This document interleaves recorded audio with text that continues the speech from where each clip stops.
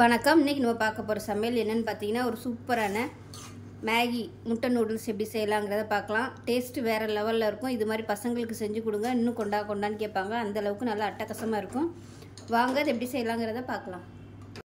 இப்போ ஒரு பேன் எடுத்துக்கலாம். இதில் வந்து கொஞ்சமாக நெய் விட்டுக்கலாம். நான் வந்து பட்டருக்கு பதிலாக நெய் சேர்த்துருக்கேன். பட்டர் சேர்த்திங்கன்னா டேஸ்ட்டு சூப்பராக இருக்கும். இது கூடவே எண்ணெய் கொஞ்சம் சேர்த்துக்கலாம்.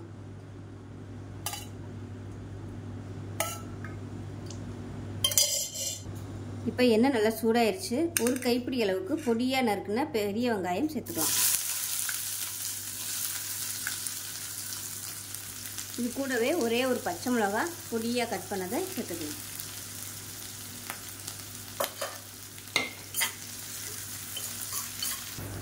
இப்போ இதில் தக்காளி சேர்த்துக்கலாம். சும்மா ஒரு டேபிள் ஸ்பூன் வர மாதிரி தக்காளி வந்து விதையெல்லாம் எடுத்துகிட்டு சேர்த்துக்கோங்க.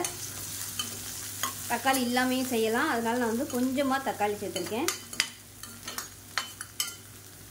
இப்போ இதிலே பார்த்தீங்கன்னா அரை டேபிள் ஸ்பூன் மிளகாத்தூள், அரை டேபிள் ஸ்பூன் மிளகுத்தூள், 1/4 டேபிள் ஸ்பூன் மஞ்சத்தூள், இது எல்லாத்தையும் சேர்த்து ஒரு பரட்டி விட்டுக்கலாம்.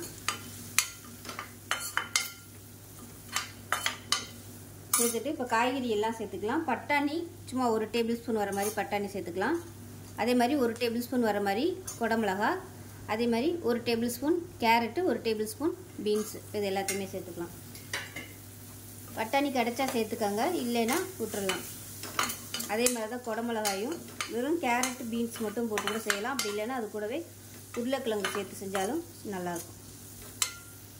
இப்போ இந்த காய்கறிக்கு தேவையான அளவு மட்டும் உப்பு சேர்த்துக்கலாம்.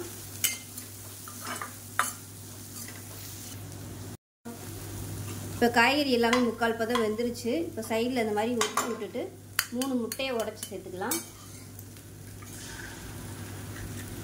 எண்ணெய் 3 முட்டையை உடச்சி ஊற்றிட்டு இப்போ இந்த முட்டையை வந்து நல்லா ஸ்க்ரம்பிள் பண்ணிக்கலாம்.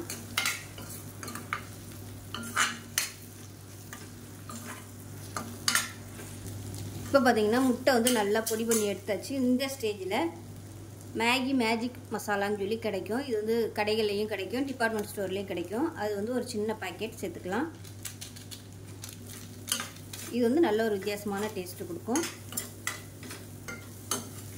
இது இல்லைனாலும் நீங்கள் ஒன்றும் சேர்க்க வேணாம், வெறும் கரம் மசாலா மட்டும் சேர்த்துக்கோங்க. அவ்வளோதான். இப்போ இது வந்து வேறு பிளேட்டுக்கு மாற்றிக்கலாம். இப்போ அதே கடாயில் நல்ல ஒரு 400 ml அளவுக்கு தண்ணி சேர்த்துக்கலாம்.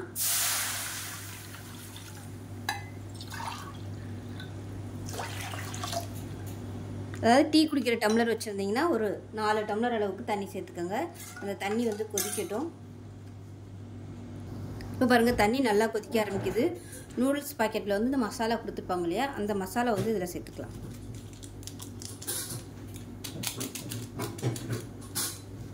நான் வந்து 3 ஸ்லைஸ் எடுத்திருக்கேன், அதனால் 3 பாக்கெட் சேர்த்துக்கிறேன். இப்போ தண்ணி நல்லா கொதிக்க ஆரம்பிக்குது. நூடுல்ஸ் வந்து சேர்த்துக்கலாம்.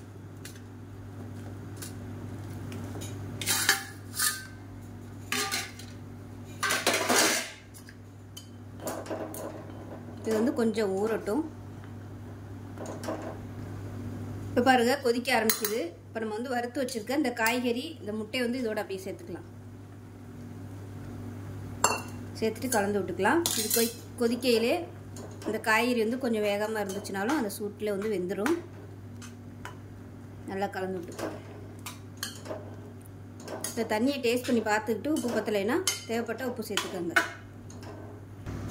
1/4 டேபிள் ஸ்பூன் அளவுக்கு மட்டும் நான் உப்பு சேர்த்துக்கிறேன்.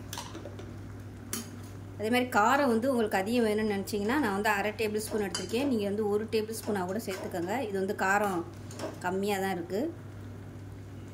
குட்டி பசங்களுக்குன்னா இது ஓகே. பெரியவங்க சாப்பிட்ற மாதிரி இருந்துச்சுன்னா கொஞ்சம் 1 டேபிள் ஸ்பூனாக சேர்த்துக்கோங்க.